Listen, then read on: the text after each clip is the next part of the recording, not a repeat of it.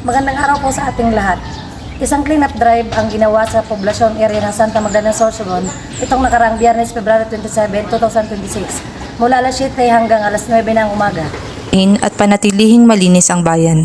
Hinikayat ang lahat ng mga elective officials, department at section heads, regular employees at job orders ng LGU Santa Magdalena na aktibong lumahok sa aktibidad.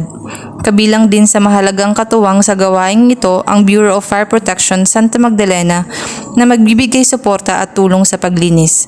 Ang layunin ng cleanup drive ay upang patuloy na mapanatiling malinis, ligtas at organisado ang bayan ng Santa Magdalena. Kabilang din sa partikular na layunin ng aktibidad na ito ang pagtataguyod ng kalinisan at kalusugan, pagtiyak sa wastong pagtatapon ng basura, pagpapatibay ng pagtutulungan at pagtiyak sa tamang waste management at segregation.